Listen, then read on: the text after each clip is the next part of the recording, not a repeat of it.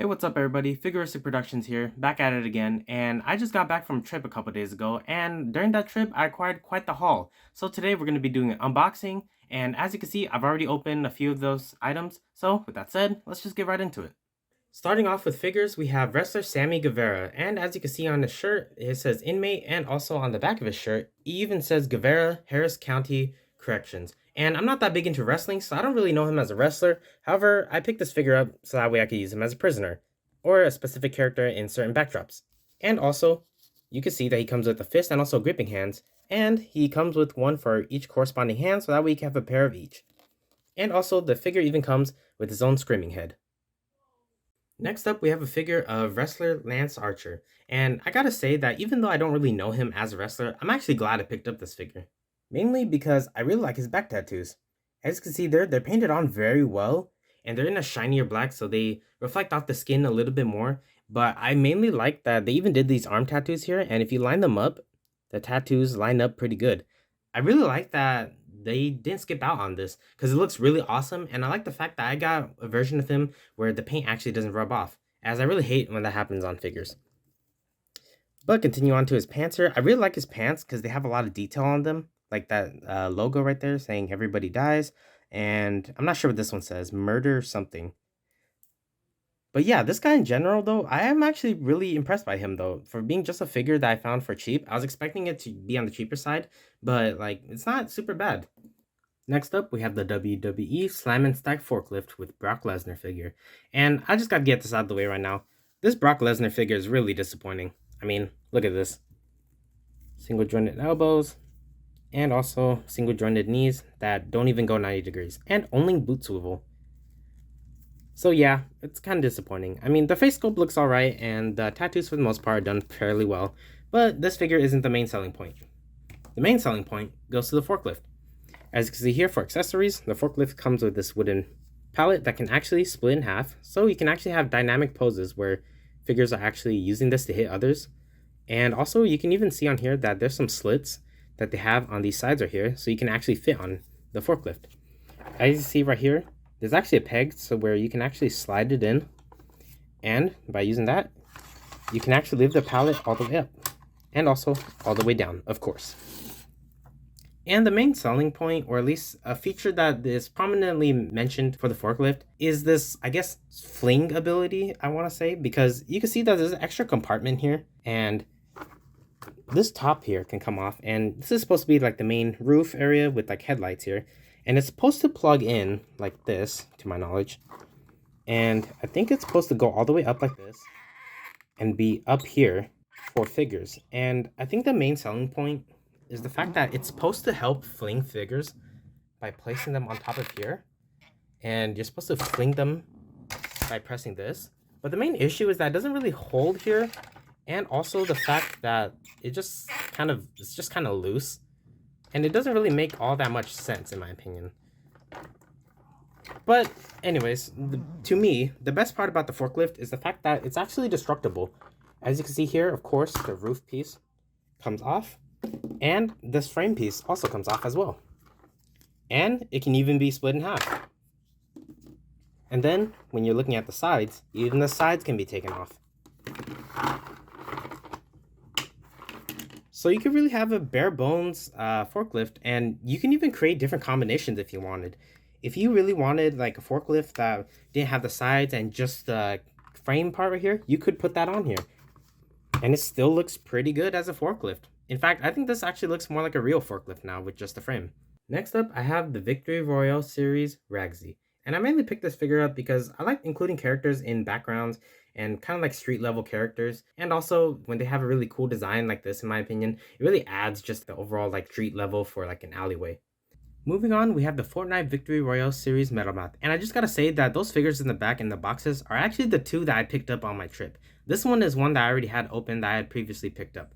But if you want to build an army, don't sleep on this guy. If you could find this guy at a pretty cheap price, he's a really good army builder. As you can see, he comes with a sniper rifle, he even comes with the storage for his own pistol, and even comes with 2 harvesting tools, as you can see here as well. Honestly, an underrated figure in my opinion. Next up, I have the Fortnite Victory Royale series arcade machines. And I gotta say right now, do not skip out on these things if you can find them cheap. I found them for about $2 a piece, and I regret not getting an additional two.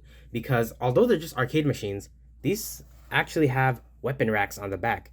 And they also come with weapons and also additional things themselves. But you can see here, there's a sniper rifle, AR, and an SMG. And they also came with like the Klinger grenade here, slurp juice, and also this boogie bomb as well. So don't skip out on these things if you can find them cheap, because if you were able to put them together like this, you can make yourself a really cool armory. But it also works as just arcade machines if you want to use it for that set piece as well. And as an additional side note, just in case anybody's wondering, they don't actually come like this. You actually have to remove them from the bottom here. There's actually a click piece right there where you lift it up, and this is where they store most of the items, and then you just line it up, and if you put it like this, it's just like a normal arcade machine again. Next, we have the Marvel Legends Puff Adder Build-A-Figure Wave, Yelena Belova. Now, before I get into this figure too much, I want to say that I do have complaints about this figure, but I will be addressing that in a little bit. However, I do really like this figure as well. I like that she comes with a ton of accessories like her sniper rifle, a smoke effect for the guns, and I also like that she comes with the sling for a sniper rifle, even though it is kind of useless sometimes. I really liked her head sculpt, and I love that she comes with blast effects, an extra gun, smoke effect for the other guns, and as well as two fisted hands as well. But now it's time to get into the more issues that I have with this figure. And I just gotta say now, Hasbro, this is after you've already established the Shriek body mold. Why aren't we using double jointed arms for these figures, especially Yelena? Because for the most part, this figure is actually pretty cool. But why does she still have single jointed elbows? And also, why does she still have these really old legs? These legs aren't terrible, but they don't go in all the way, so they kind of have this weird, like, squatted pose, kind of ish, a little bit. And I think it does have something to do with mine's being a little warped. But even then, like, towards here, where the higher thighs are, it doesn't go in that much. And also, these legs are also gummy, too. And the new Shriek legs are a little bit thicker, and they're pinless joints, too, compared to these that are much older. So I don't really know why we're not really using them, because she's an assassin. So many characters that are assassins or martial artists need the Shriek body mold with double jointed elbows. Like Yelena, obviously, Psylocke, Deathstrike. Even though we already had a recent Deathstrike, she kind of needs to be updated now because we don't have double jointed elbows. But this is besides the point, because there is that new Marvel Legends Black Widow that's coming out that honestly looks pretty cool. I like the fact that she comes with a lot of accessories from the looks of it, and she looks like she's gonna have really good articulation. But still, it should be standard by now for female figures for the most part, except for maybe a couple exceptions. But even then, make a new body mold for them if they're a little bit on the thinner side instead of being a little bit bigger and curvier. But there should be no reason why these newer female figures don't have double jointed elbows. But okay, ranting aside though, I actually really do like this figure. I like the head sculpt, I like the extra weapon she comes with, but those are just my big gripes with it. I don't hate this figure, but man, it could have used all those things that I just listed. Up next, we have the Marvel Legends Target exclusive gray suited Black Widow. And initially, when people were reviewing this figure and images were shown of it, I didn't really see the point. Like, it didn't really have my interest, but I didn't really hate the figure either. But now having it in hand, this figure is actually pretty awesome. I really like that she actually comes with 3 pairs of stingers. As you see there, she has 1 blast effect and 1 smoke effect stinger. And she even comes with neutral stingers, so that way you could place her in whatever moveset you want her to be in. And I think the part that I love the most too is actually the head sculpt. I'm more used to Black Widow having longer hair, but they actually made this short hair version actually work. And I think my favorite part is actually the hair, because the hair actually has a lot of depth to it.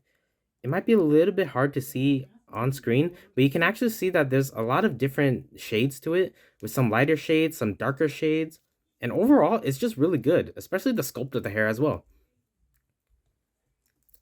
And continuing with things I actually like this jetpack piece here.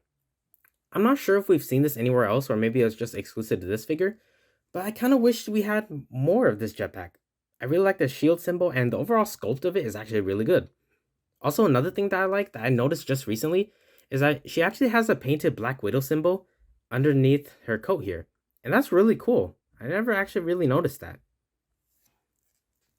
But moving on to more things about the figure though, to the things that I don't like, I actually don't like this body mold that she's on. I mean, this is a much older figure, so Like, we didn't have the Shriek body mold or anything, but still, I don't really like this mold that much. It just seems way too skinny in my opinion.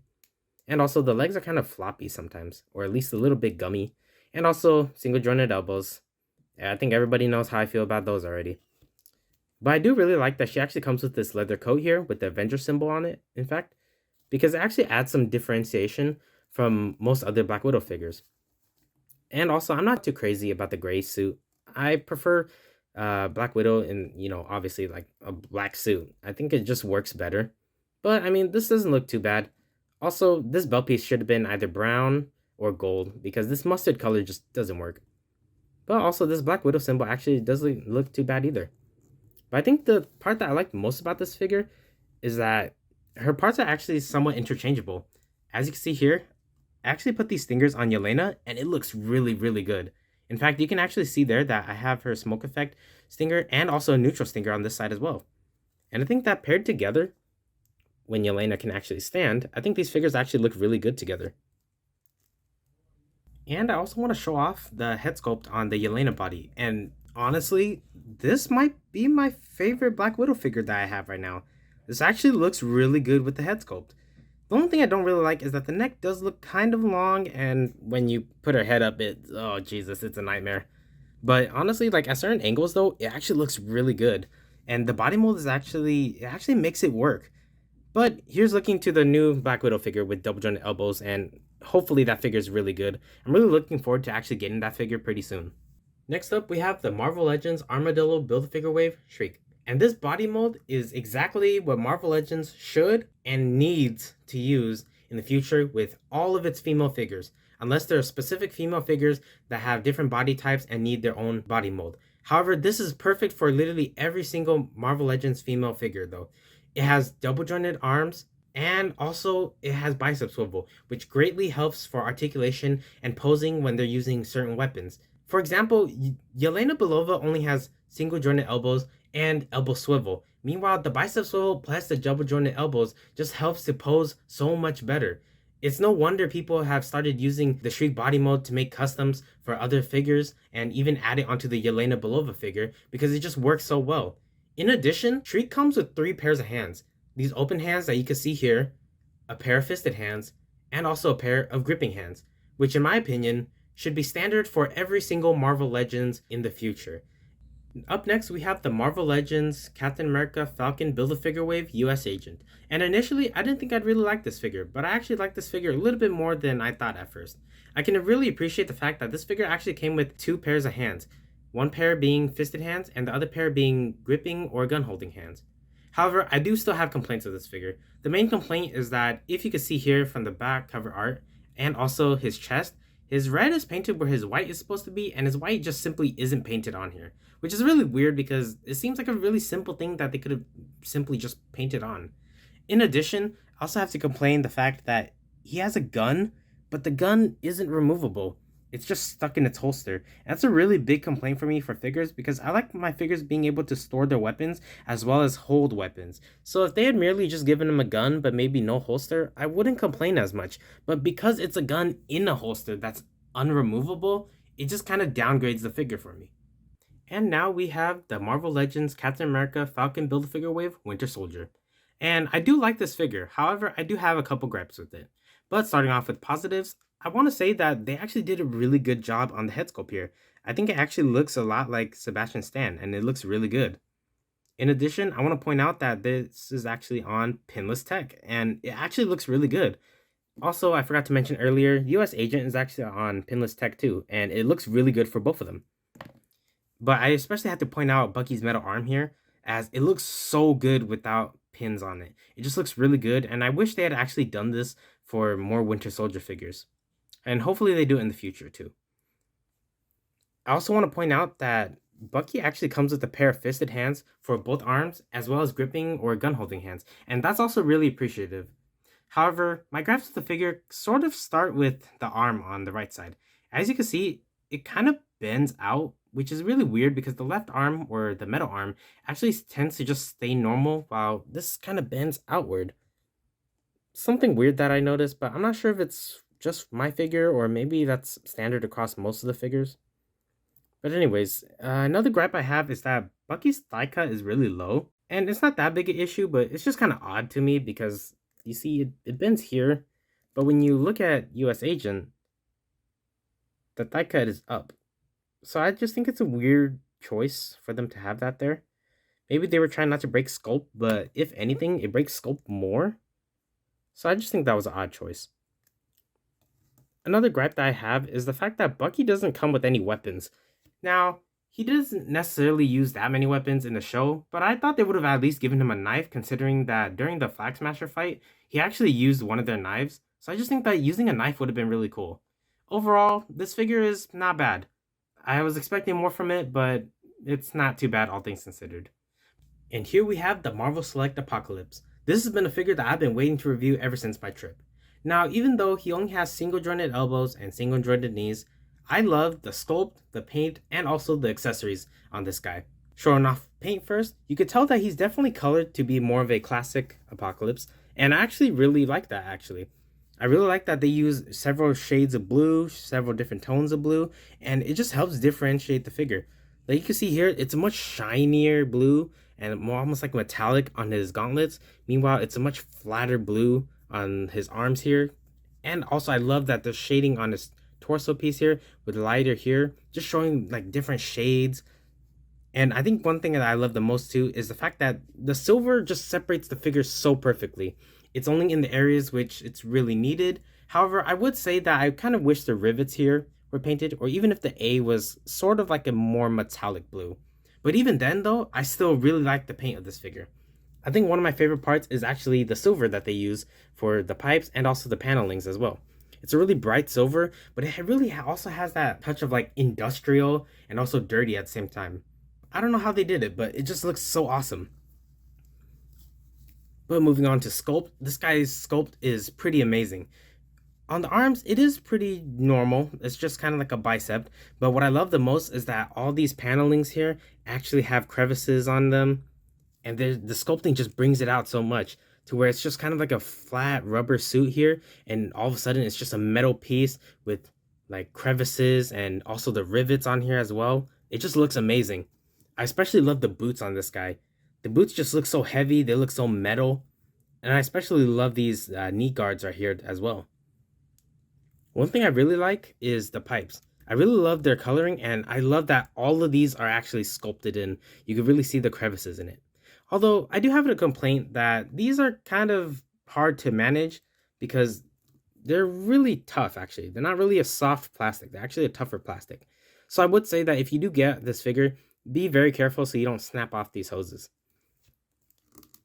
However, it still works very well though. It matches very well with the silver and it plugs in very nicely. And moving on to accessories, I definitely love that this guy comes with all sorts of accessories. He comes with a drill that reminds me of like the Big Daddy drills from BioShock. But then again, I do love BioShock, and after playing BioShock, every drill just looks like a Big Daddy drill. And he also comes with a dumbbell hand that has a bunch of spikes on it. It's more like a mace hand, actually. And I really love this one too. I just think that the whole concept of it is just awesome with Apocalypse being able to turn his hands into all sorts of weapons. And I also love that he comes with this industrial hand claw as well. And I love the amount of detail on it with the rivets, the little spike piece, as well as all like the little areas that are painted in silver. It really gives that mechanical look to it that just adds so much detail and so much like power to the look of it. I also appreciate the fact that Apocalypse also comes with open and also fist hands for each pair of his hands as well. And now here's a side-by-side comparison of the Marvel Select Apocalypse next to the Apocalypse Build-A-Figure wave from the Marvel Legends line. Now here's the Star Wars Black Series Janna from Rise of Skywalker. And I gotta say that for a character that was barely in the movie, this figure is not terrible. I actually like that they gave her own weapons, such as the bow and arrow, the quiver, as well as extra arrows, and even her own blaster. But there are a lot of things on this figure that I don't quite like. For instance, I feel like the paint job on this figure is pretty subpar. It's not as good as I'm used to for Black Series.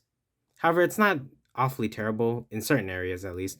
Like on this armband right here, I think it's really weird because the paint just looks randomly scattered kind of, as well as the goggles on here.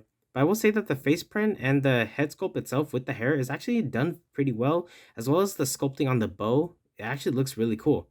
I also really like the quiver too. But I really don't like this cape and hood here because I'm not sure if it's supposed to be fabric. Most likely it's not, but I think it's really weird that they chose to make it a plastic cape. I think it just looks really weird, and with the swaying motion like this, it doesn't look too bad, but it's a little off-putting by its color. But I will say that for the most part, the figure is not too bad. I actually really like these bright areas here for like the belt and also the arm wrap here. But for a character that was barely in the movie and that I don't really know about, I'll probably be using Janna as a character in the background for stop motions or even for background settings, most likely as either a random civilian or even someone with medical knowledge, as it kind of gives her that medical look with that armband and also the goggles. Moving on, we have the Star Wars Rogue One Black Series Saw Gerrera, and I just gotta say that I'm actually really impressed with this figure. I really like the amount of detail that they put into him. Starting off here, you can see that on the arm, they actually put in silver on the silver bands, and I actually really like it. It really gives that robotic look to it and just the armor feeling. I also really like that the attention to detail here where you can kind of see this canister here and you just see this clear tube going here. And I think this part actually, yes, it actually rotates when you move it. So you can rotate it to any direction that you want. I just really like that attention to detail there and just that added articulation. Also really like that his mask here can actually technically you could put it on his face. And although it won't necessarily stay there, I just like the fact that it's an added piece. I also like his staff here. His staff here is actually full of sculpt, and while it doesn't have the most paint, the silver actually looks really nice on there. Also like that he has storage for his own blaster, and also the face sculpt actually matches Forrest Whitaker very well. Also really like the amount of silver that they put in just the little places just to add some detail to it so that way it doesn't get all taken up by the blue armor. And moving down to his feet here, I really like this robotic leg. It looks really cool. However, my only issue is that I think I got some extra plastic here. Yeah, I have some extra plastic here, so I'll probably have to clip that off there. But that's besides the point because this figure overall is still really awesome. And I'll have to keep the foot like that so I don't accidentally break it. But anyways, moving on, I still think that this figure looks really awesome though. The one thing that I kind of have to complain about this figure is his cape. I think it's really weird giving him a plastic cape, considering he's already kind of a bulky character. I think this was just kind of inconvenient. I feel like if they had gone cloth capes, I think it would have been much better. But overall, I still think that this figure is pretty cool because it's impressed me on how much I actually like it. Up next, we have the Dark Lord himself from the Empire, Darth Vader. And fun fact, this is actually my first Darth Vader figure that I have in 6-inch form, so it's actually really cool to finally have one. And to be specific, this is Darth Vader from the Obi-Wan Kenobi series.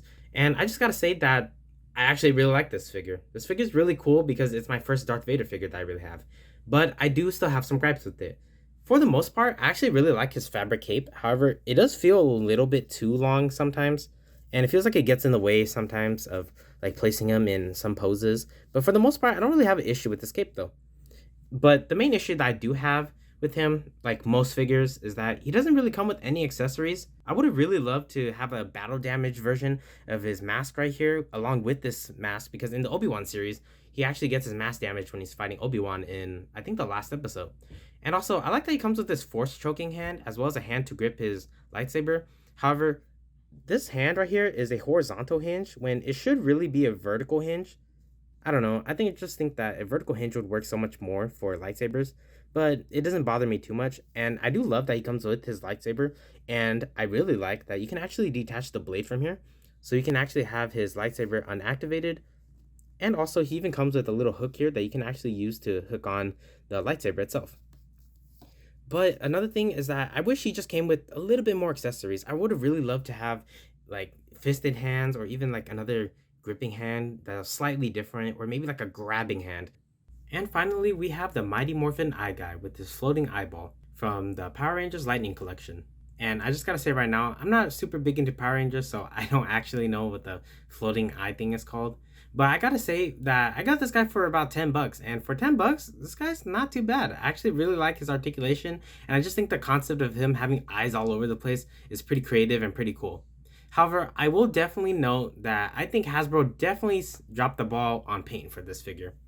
As you can see here, he has a lot of shading towards his eyes right here, or his upper half, or his headpiece here. As you can see up here, there's a little bit of gray shading, but then it disappears about right here. And also, as you could tell, not all the round spots are painted as eyeballs, which is really disappointing because I think it would have looked actually even better if everything was painted. Especially with the fact that, like this right here, you can see that it's painted with the brown and the black. However, some of them are just like a dark brown or just like a light brown like this. But I think that if it was just painted completely, it would actually look really, really cool. And also, if it was painted more like this or shaded more like the fists here, it would actually look a lot better and more intimidating. But I will give them props that they actually made it where you can actually rotate the eye here. And I think that's actually a really cool feature. Also, I do like that you can close this little mouthpiece right here. And he does look really funny like this, if you ask me. He almost looks like a Muppet or like a puppet from the Sesame Streets. But going to his floating eyeball piece here, you can see that it's on its own stand. And also what I really like is that these effects right here actually poured in to this little piece right here that allows it to be taken off and also put it on as well. What I also like is that the eye from here can actually be removed, or the lens piece here. And this also goes for the eye guy himself. I'd like to say that these are actually their contact lenses. So if you remove the contact lens, there actually is this little port piece here that you could port right into here. And then it gives off a little blast effect. And I think that's pretty cool. Putting the contact lens back on and taking it off on the eye guy and putting in the blast effect, you can see that it works just the same. All in all, I'm very happy with this haul. I have a new variety of figures, and I got most of these figures for a discounted price. But with that said, I've been Figuristic Productions, and if you enjoyed the video, please consider liking and subscribing. I'll see you all in the next one. As always, thank you for watching. Peace.